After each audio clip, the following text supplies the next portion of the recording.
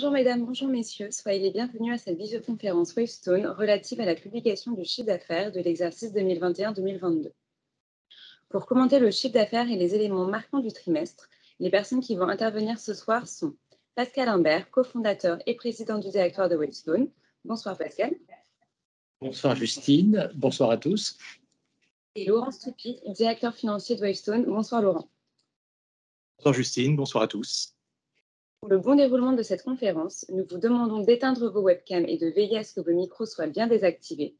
Vous aurez la possibilité de les réactiver à l'occasion de la séance de questions-réponses. Je passe sans plus attendre la parole à Laurent Stoupy. Laurent, c'est à toi. Merci Justine.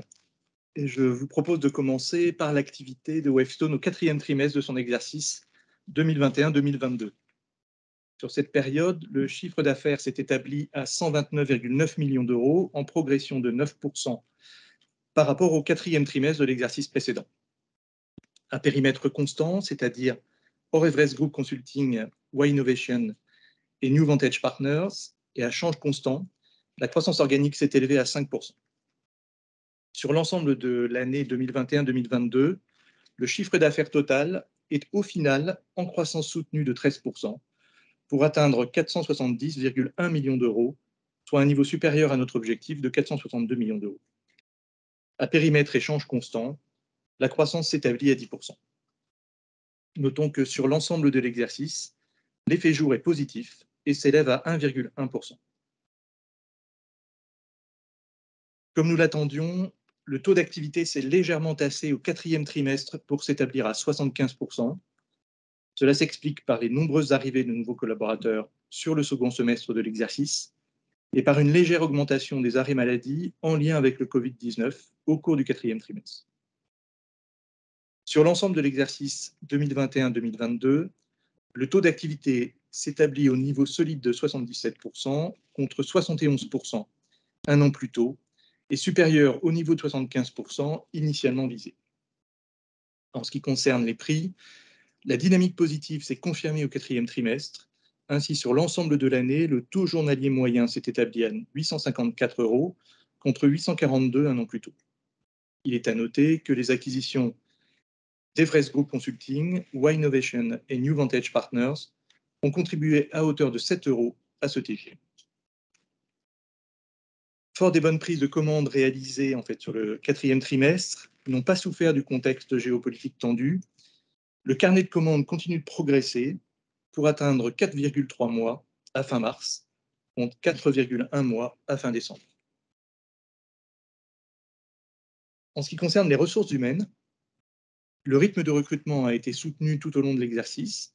Nous avons recruté près de 1000 nouveaux collaborateurs, dépassant ainsi notre objectif de 900 arrivées. Cette bonne dynamique nous a permis de compenser la hausse du turnover, qui s'élève à 18% à fin mars 2022, contre 11% l'an dernier.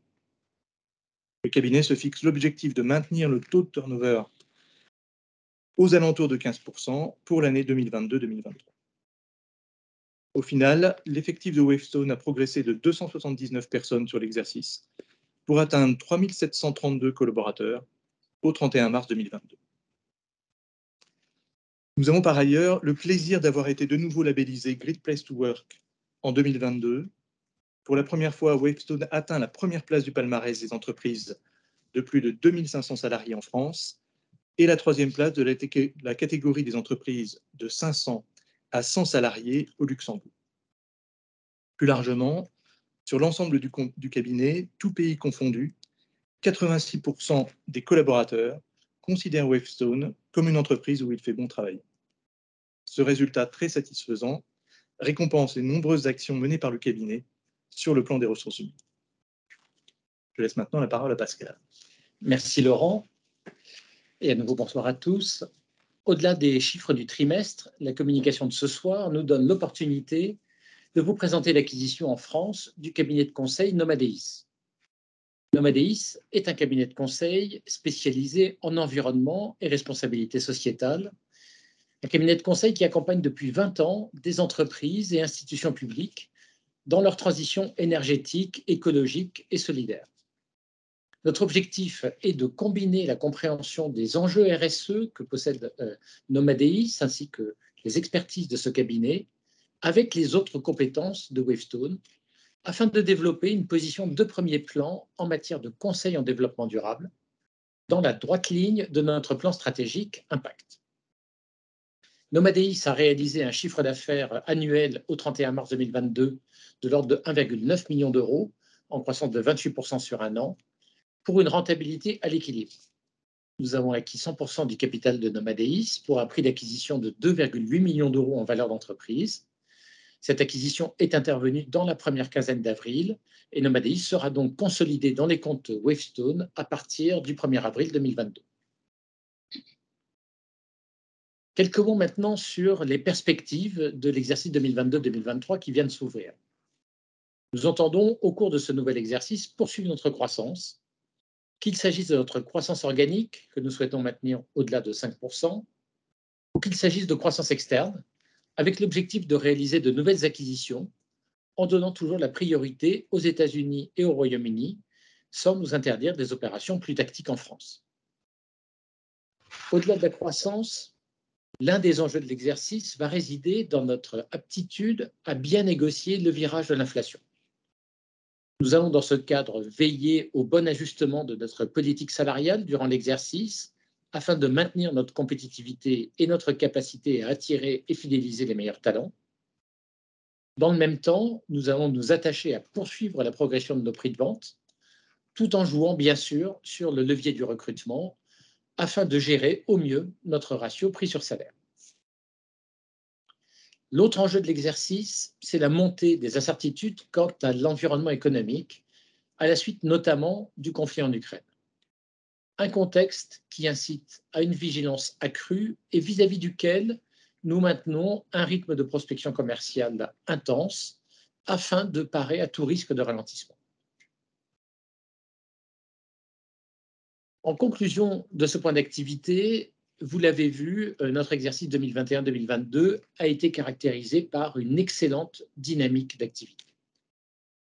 Après le choc de 2020, la croissance a repris sur un rythme soutenu dès le début de l'exercice.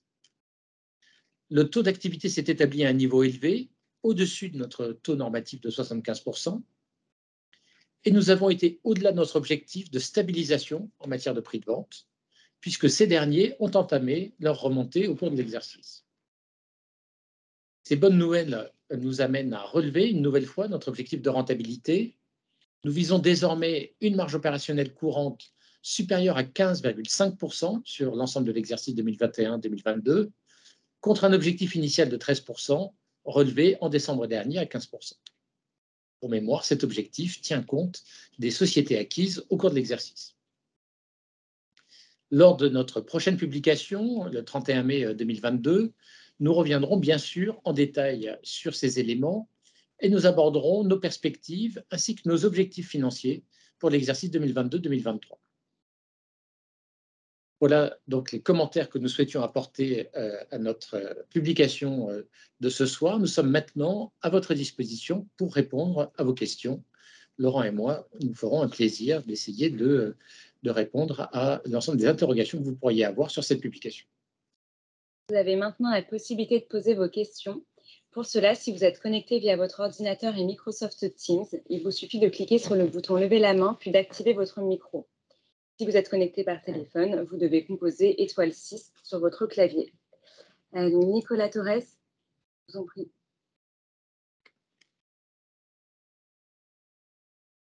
Alors, vous pouvez désactiver votre micro, on vous entend. Oui, bonsoir. Vous m'entendez bien? Très bien. Ok. Bonsoir Pascal, bonsoir Laurent. Bon, déjà, félicitations pour cette performance. J'ai deux, trois petites questions. La première, sur les perspectives et l'objectif de 5% en organique. En fait, si je fais un calcul de coin de table, je crois que vous embarquez déjà près de 8% d'effet volume grâce au recrutement. Et de mémoire, vous visez plutôt 7% de croissance organique en moyenne sur la durée du nouveau plan. Donc, ma question, c'est, je dirais, au-delà de la prudence, votre prudence en tout cas traditionnelle est liée au contexte actuel et peut-être que c'est seulement lié à ça, mais est-ce qu'il y a des éléments à avoir en tête qui pourraient expliquer cette guidance, disons, peu agressive ou peu ambitieuse. Et ma deuxième question, et c'est en lien avec ça, mais comment on peut appréhender un petit peu les effets prix sur l'exercice à venir? Est-ce que vous anticipez une poursuite de la hausse des prix sur 2022 et bien sûr toujours hors dégradation du contexte? Très bien. Oui, alors, on a voulu fixer un plancher bas hein, sur finalement l'objectif que nous fixerons sur 2022-2023. On a quand même une interrogation qui est effectivement notre capacité à modérer le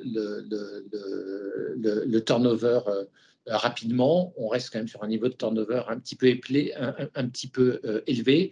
Je vous rappelle que le chiffre de 5% que nous publions, c'est un chiffre de 5% de croissance organique. L'effet volume que vous citez est un effet volume qui intègre en fait l'effet des effectifs apportés par les acquisitions dans le courant de l'exercice, ce qui doit représenter un petit effet embarqué supplémentaire de 2 à 3%. Et le dernier aspect, c'est le fait que, pour revenir à votre question sur l'effet prix, nous avons un effet prix que pour l'instant, nous anticipons à peu près une progression de 2% sur l'exercice. C'est assez difficile de se positionner tant d'ailleurs sur les prix que sur les salaires, parce que la situation est très évolutive. On peut imaginer qu'effectivement, le contexte général d'inflation se communique à notre secteur et que ça nous amène à la fois à avoir finalement des augmentations salariales peut-être plus importantes que ce que nous avons aujourd'hui mis dans notre plan de marche, mais en même temps des marges de manœuvre plus importantes pour la négociation des prix avec nos clients. On n'est pas trop pessimiste sur ce point-là, mais enfin, il va falloir bien négocier le virage, comme je l'évoquais. Pour l'instant, effectivement, notre hypothèse moyenne nous situe à l'effet prix qui pourrait être de l'ordre de 2%. Ok, très bien, entendu. Si je résume, en fait, si on prend l'effet volume purement interne à 5%, un effet prix de 2%, le 5% d'organique, ça pourrait être la borne basse d'une fourchette 5-7. Oui, c'est une bonne manière de résumer effectivement l'explication très alambiquée et très compliquée que j'ai donnée, mais c'est pour ça que vous êtes analyste et que moi je suis les pieds dans la glaise avec Laurent en train d'essayer de faire tourner cette Oh, boîte. c'était très clair, merci Pascal. Ma deuxième question, c'est sur le taux d'activité. Est-ce qu'on pourrait avoir une idée de comment il pourrait se comporter sur 2022 après 2021 exceptionnel? Est-ce que l'idée et l'objectif, c'est de le maintenir autour de 75% sur l'année? Oui, mais effectivement, enfin, heureusement que vous posez cette question parce que c'était l'élément, je vois Laurent qui me regarde d'un air désespéré, c'était l'élément que j'oubliais de citer sur la croissance de l'année prochaine. On a une petite prudence vis-à-vis de notre capacité à reproduire 77%. Et effectivement, en tout cas, on base un plan de marche qui est plutôt juste au-dessus de 75%.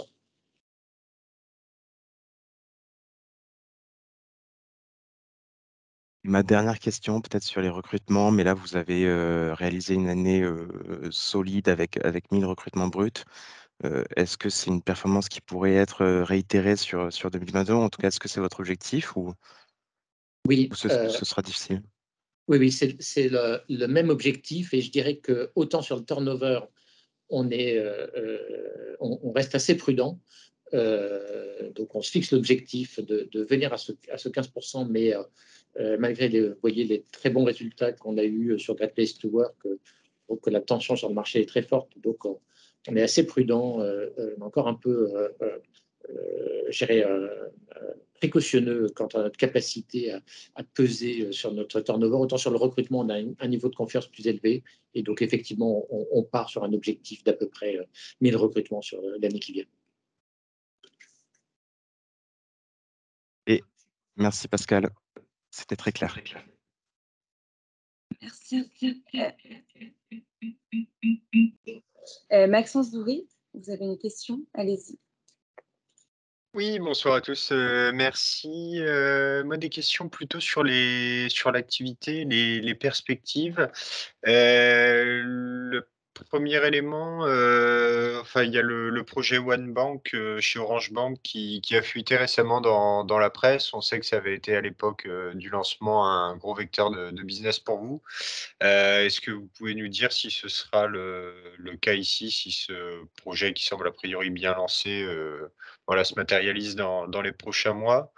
Heu, Plus généralement au niveau de votre carnet de commandes, on ne semble pas voir de ralentissement justement des projets transformants chez vos clients. Est-ce que vous confirmez que que ça, je dirais au-delà des prises de commandes, l'état d'esprit perçu n'a pas changé?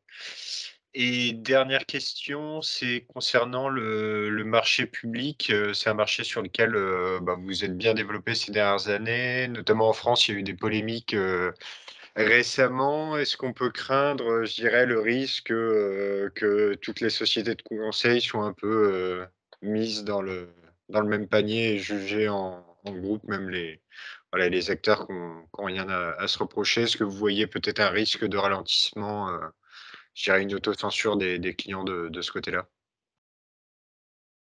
Oui, très, très volontiers.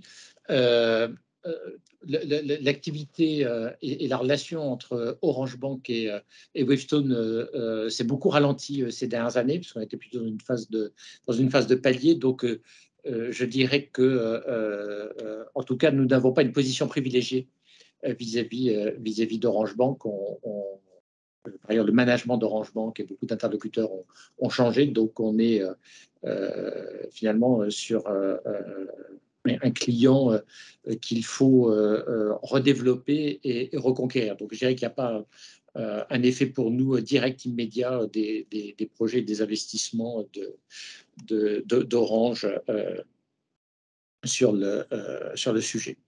Euh, le, L'état du marché, très clairement sur le terrain, vraiment une dynamique qui a été complètement intacte vis-à-vis de ce qu'on avait connu sur la fin de 2021. Il nous semble percevoir, mais c'est vraiment des indications pour l'instant très limitées, mais il nous semble percevoir peut-être un petit peu moins d'allant en ce début de deuxième trimestre 2022. Et donc,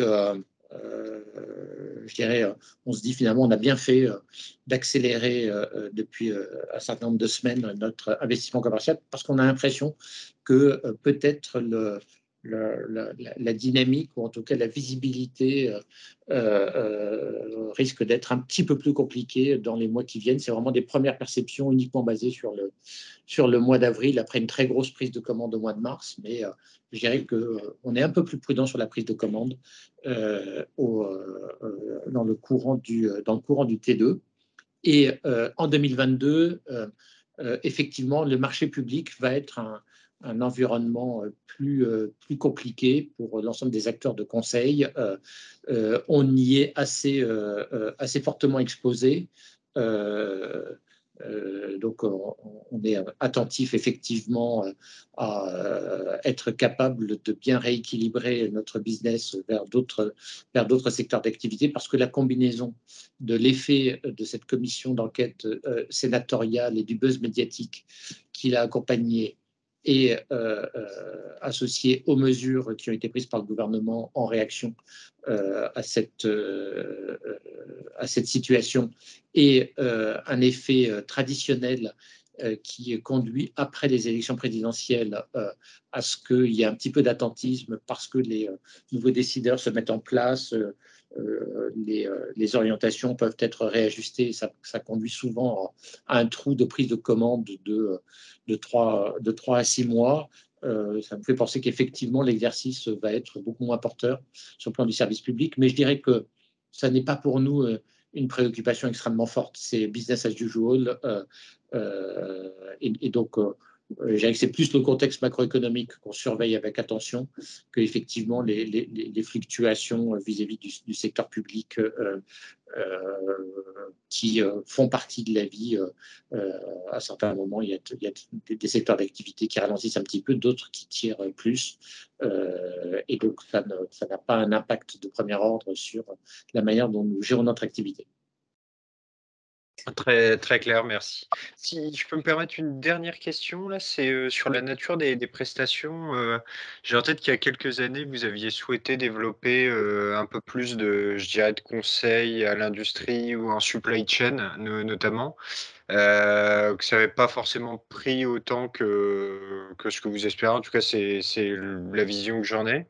Est-ce que le contexte actuel, avec certainement beaucoup de sociétés qui doivent réfléchir peut-être à augmenter leur nombre de fournisseurs, leur possibilité d'approvisionnement, enfin en tout cas c'est un casse-tête pour beaucoup de monde, est-ce que c'est quelque chose qui pourrait de nouveau se développer chez vous? Oui, le secteur de l'industrie est un secteur prioritaire pour les années qui viennent. Fait partie des secteurs dans lesquels on continue à se muscler et on fait plus d'efforts commerciaux. De même que pour être complet finalement sur les sujets sur lesquels on met l'accent, de même que le secteur biens de consommation et luxe, qui sont deux secteurs sur lesquels on pense qu'on peut faire plus.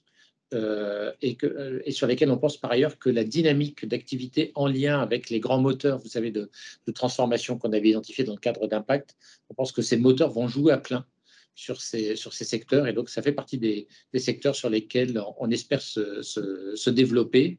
Et d'ores et déjà, par exemple, sur les activités dans le secteur de l'industrie, on en voit la traduction, que ce soit à travers des sujets supply chain, parce que effectivement, le contexte actuel, la fragmentation finalement géographique à laquelle on est en train d'assister, les besoins de résilience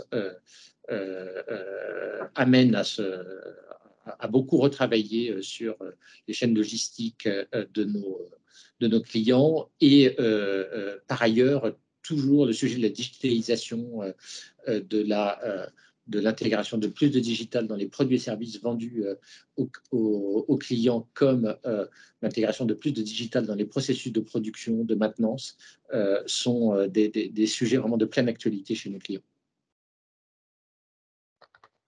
Très clair, merci beaucoup. Merci. Antoine Lancel, je vous en prie.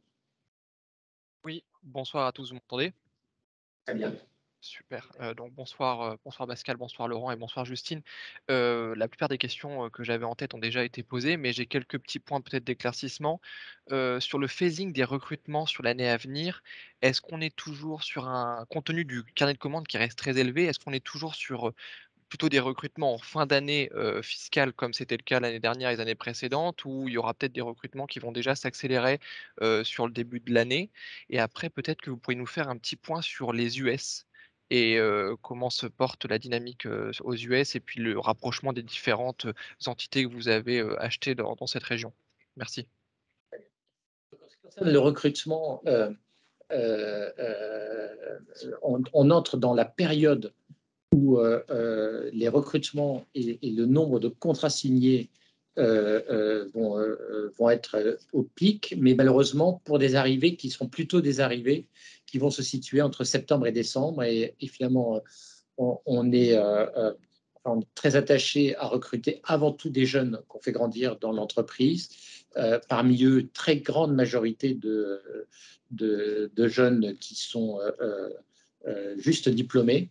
Et donc, on a une saisonnalité, du coup, dans nos arrivées qui est assez forte, qu'on ne maîtrise pas complètement. Et du coup, même si le recrutement bat son plein en ce moment et que les mois de mai, juin, juillet vont être des mois avec des très fortes signatures, ça va plutôt se traduire comme l'année dernière par des recrutements qui vont arriver massivement dans la période septembre à décembre.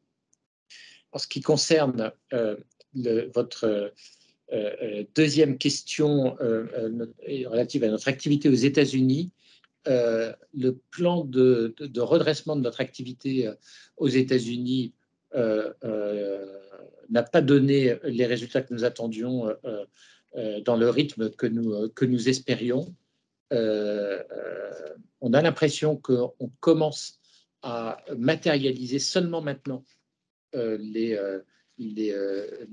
résultats du travail qui a été fait maintenant depuis pas mal de temps, hein, depuis qu'il a été entamé en septembre dernier.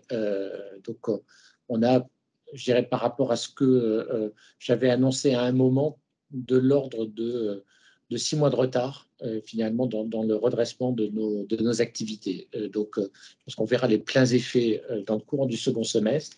Mais je dirais qualitativement, j'ai l'impression qu'on tient le bon bout, qu'on a un bon alignement des équipes, que l'effort commercial est plus focalisé, on a des objets plus jolis entre les mains, les prises de commandes commencent à augmenter. Donc, je dirais, je confirme l'optimisme qu'on a commencé à communiquer depuis quelques mois en disant les indicateurs avancés commencent à être mieux orientés. Donc, effectivement, ça se confirme.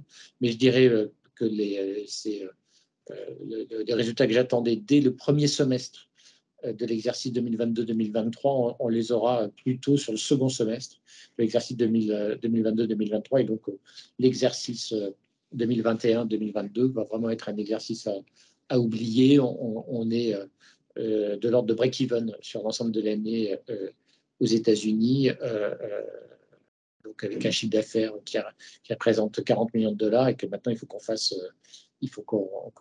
repartir à la hausse, et surtout avec une amélioration de la profitabilité.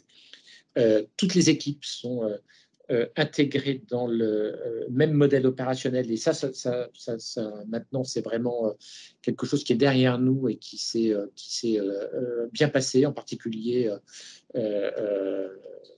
on surveille bien sûr toujours les départs dans les dernières acquisitions. Donc, on n'a pas eu de départ de personnes clés chez Everest. Ils sont tous à bord. Et donc, je dirais que la fusion est maintenant consommée, sauf en ce qui concerne donc NVP, la toute dernière acquisition, pour laquelle ça va prendre encore 6 mois. Mais je dirais NVP est une acquisition de beaucoup plus petite taille, et donc on n'anticipe pas de difficultés majeures, et je dirais NVP commence d'ores et déjà à apporter un certain nombre de synergies au reste des équipes.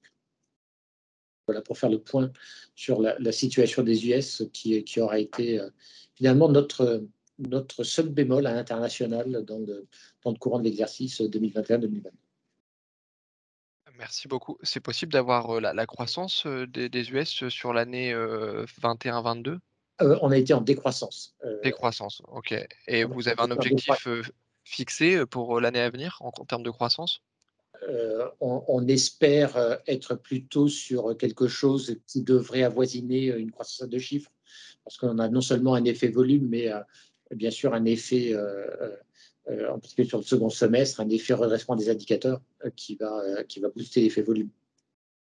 Ok, d'accord. Merci beaucoup. Merci. Denis Scherer, je vous en prie. Oui, bonsoir à tous. J'espère que vous m'entendez bien. Ouais, alors pour faire suite à la question sur les US, je voulais parler de l'international. La situation aux États-Unis, ça vous freine pas dans vos volontés de croissance externe? C'était ma première question. Et la deuxième, c'était, est-ce qu'on pourrait avoir un petit point après sur le Royaume-Uni, à la fois le marché et vous, comment ça se passe en interne? Non, aux US, on reste à l'acquisition. On a vraiment mis les moyens, hein, pour que ça marche. Et par ailleurs, bon, il y a quelque chose qui se voit moins dans les chiffres, mais finalement qui est pour nous est très important, qui est finalement l'alignement et l'adhésion des équipes de management au projet. Et de ce point de vue-là, ça se passe bien. Il y a pas vraiment beaucoup d'engagement, même si par moments ça a été un petit peu désordonné, un petit peu inefficace. Et donc, il y a pas ça ne nous amène pas à finalement à différer de nouvelles acquisitions. On pense que on est dans un environnement qui est tout à fait suffisamment simple pour qu'on puisse procéder à des acquisitions. Au Royaume-Uni, l'année a été excellente. On est sur une rentabilité qui est une rentabilité supérieure à celle de l'ensemble du cabinet. Très jolie recovery. Pour donner les chiffres, on est aux alentours de 15 millions de livres de chiffre d'affaires aux États-Unis sur l'exercice. Et donc, là aussi, on est à l'acquisition. C'était un projet, un pays sur lequel on avait fait une pause pendant quelques temps, après le Brexit et ensuite, pendant la période Covid, on avait souffert d'un manque d'efficacité opérationnelle. Donc, on avait mis le frein sur les acquisitions. On considère que là, maintenant, la situation est inverse. La traction sur le marché est bonne. Au Royaume-Uni, on a une bonne visibilité, des clients solides. On a réussi à progressivement élargir notre portefeuille de clients. Et je dirais qu'au Royaume-Uni, le seul point d'attention, c'est que la situation est très, très tendue sur le plan des ressources humaines. Et donc, s'il y a un pays sur lequel on risque d'avoir un peu plus de difficultés en termes de recrutement, c'est au Royaume-Uni, puisque là, il y a vraiment une situation de tension sur les ressources qui est quand même plus élevée qu'ailleurs. Pour l'instant, ça ne nous a pas empêché de faire notre plan de recrutement sur l'exercice qu'on vient d'achever, mais le plan de recrutement de l'année qui vient va rester un point d'attention et va nécessiter sans doute de mettre une nouvelle couche en termes d'investissement pour être sûr de réaliser ce que nous voulons faire. Ok, merci. J'avais juste une dernière question. Je sais que c'est encore très tôt pour parler de rentabilité sur l'exercice qui vient de commencer, mais là, vous allez extérioriser une marge très, très élevée, enfin très, très impressionnante cette année. Est-ce qu'il faut avoir des choses en tête sur des augmentations de coûts, par exemple, je sais pas, de coûts de structure ou de communication et autres, qu'il faudra avoir en tête pour la marge de l'exercice qui vient de commencer?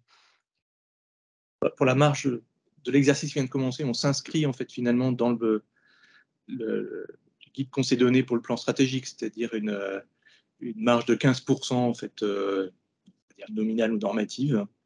Donc ça, c'est l'objectif général dans lequel on s'inscrit. Ce qu'il faut avoir en tête, c'est que sur l'exercice 21-22, il y a eu encore en fait un peu d'économies liées au Covid-19, mais qu'on peut chiffrer à, on va dire, autour de 2 millions d'euros en fait, qui sont liés soit au fait que les déplacements ont encore été un peu limités, ou dire des activités autour des aspects RH qui ont aussi été un petit peu plus de contraintes. Mais c'est quand même réduit en fait finalement par rapport à ce qu'on avait pu faire sur l'exercice 2021 et le plan d'économie qu'on avait mis en œuvre.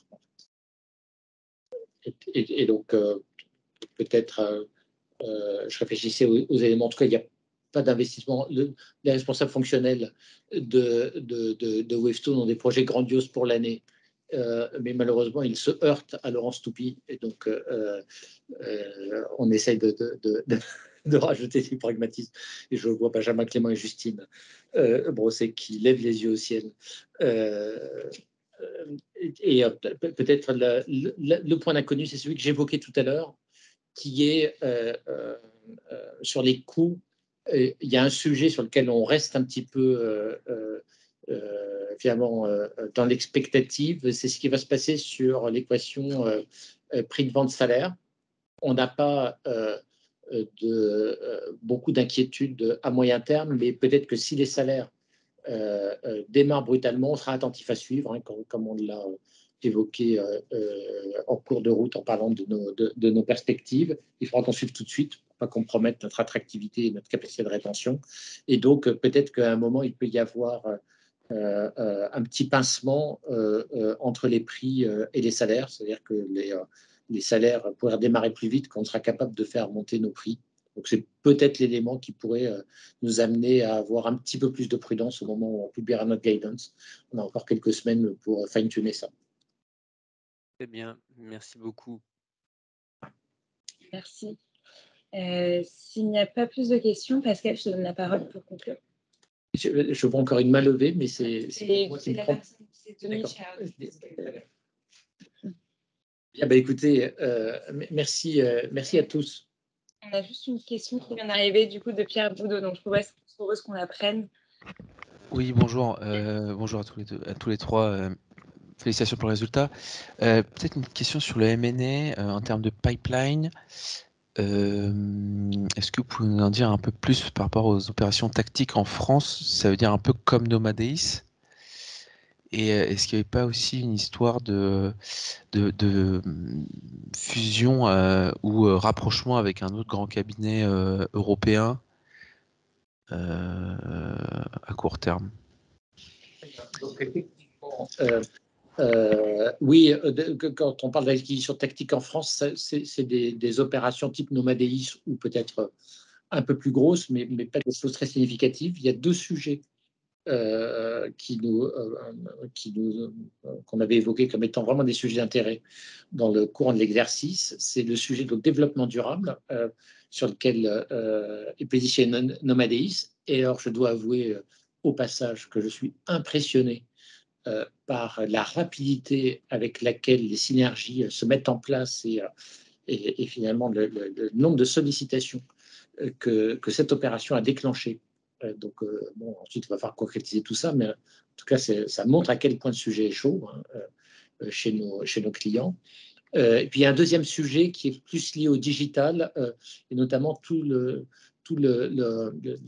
volet très amont du digital, l'évolution, ce qu'on appelle le design de services, les business models, les nouveaux business models orientés digital sur lesquels nos clients veulent réfléchir, sur lesquels, même si Wavestone est un cabinet réputé pour avoir de grandes compétences en digital, peut-être que sur la partie la plus amont, la plus liée aux ventes, à l'expérience utilisateur, à la création de nouveaux services, on pourrait encore renforcer les savoir-faire de Wavestone. Donc, ça fait partie des sujets sur lesquels on pourrait être amené à procéder à des acquisitions tactiques. Et effectivement, en France ou en Europe, on a évoqué le fait qu'on regarderait si nous sommes en mesure de procéder à une opération plus transformante, à l'image de celle que nous avions réalisée avec les activités européennes de Cœur Salmon en 2016, mais rien dans le pipe à court terme. On regarde, on échange avec des confrères français et européens sur le sujet, mais il y a très peu finalement de partenaires avec lesquels on pourrait envisager ça. Et je dirais que pour l'instant, les sujets ne sont pas mûrs. Donc, ce n'est pas du court terme, mais c'est quelque chose sur lequel on va rester attentif, actif dans le cadre d'Impact. Ok, merci beaucoup. Merci. Sonia Fassolo, je vous en prie. Oui, bonsoir. Très rapide question sur la rentabilité de Nomadeis. Est-ce que vous pouvez juste dire en un mot quelle est la raison pour laquelle elle est juste à l'équilibre, sachant que vous avez montré que la croissance est très forte et vous avez déjà parlé de synergie. Qu'est-ce qu'on peut espérer comme rentabilité? Merci.